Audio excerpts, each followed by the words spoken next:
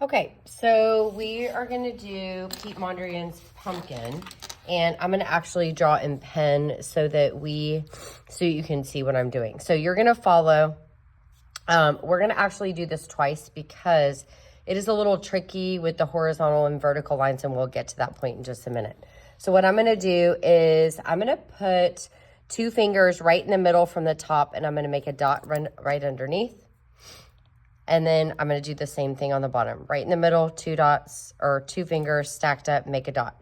Now, we did a pumpkin when we did other projects, so some of you already know how to do this, but what we wanna use is the entire space. So what I'm gonna do is I'm gonna come to the top dot and I'm gonna make the letter C, but my letter C is going to almost touch the edges, and then it's gonna come down to the bottom and almost touch the sides. So it takes up the whole space. It's a little wonky, totally fine. Now, I'm gonna go to the opposite side and I'm gonna do the same thing, but my backward C might not look anything like this. Pumpkins are very organic shapes, which means they are wonky shapes. They are not perfect shapes. So again, I'm gonna kind of come up to the top. I'm gonna bring the line around. Notice I'm making mine a little bumpy as I go on purpose, which is totally fine.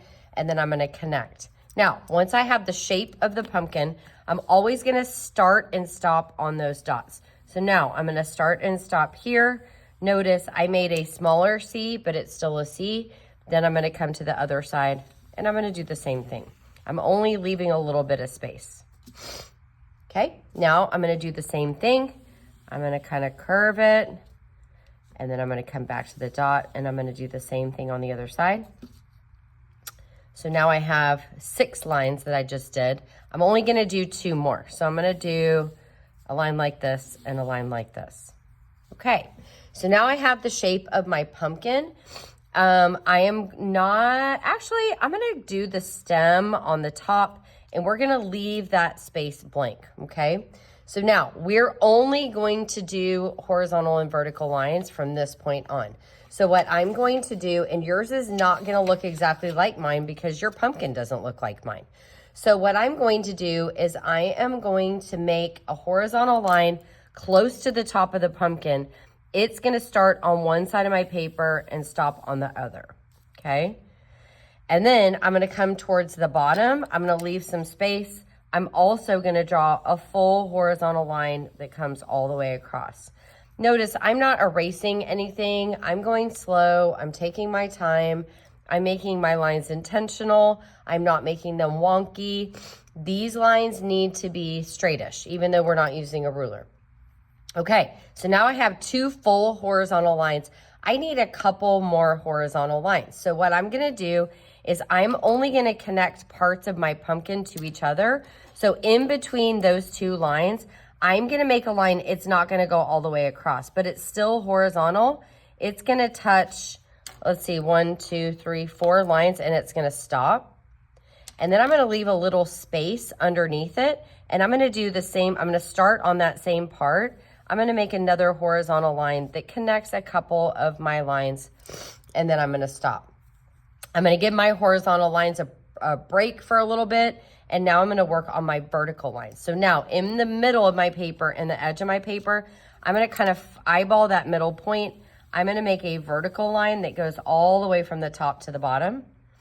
Then I'm gonna look at the middle and the side of my paper. I'm gonna eyeball the middle point. If you're a little bit off from the middle point, that's okay. And again, I'm gonna make a vertical line that goes from the top to the bottom. Those are the only 2 vertical lines that I am going to add to my artwork today. So now what I'm gonna do from this point is I'm gonna add a couple vertical lines that connect a line to another line. Every single line on your paper should be touching another line. Nothing should be stopping in the middle of nowhere. So I'm gonna start up here. So I'm gonna give that vertical line a little space. I'm gonna start at the rounded part of my pumpkin right here. And I'm gonna make a vertical line that starts and stops when it gets to another line.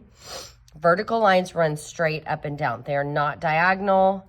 They are not curved. Then I'm gonna come to the opposite side, and I'm gonna actually come to this line right here because I feel like I need to break up this space, and I'm gonna make a vertical line that stops and starts here. Okay, now I'm looking at everything on my paper is now broken up into shapes, okay? So this is a shape, this is a shape, this is a shape, and most of these shapes are organic shapes if we're looking inside the pumpkin. I have a couple big shapes and I don't want too many big shapes. So what I'm gonna do is I'm not gonna divide them in half. I'm gonna put a horizontal line kind of somewhere in this shape and this shape because they're big to me. You might have a couple shapes that are big somewhere else on your paper, and that's fine. Do not add, whatever you do, you don't want to add a million lines. So now that we have finished this, we're going to pause.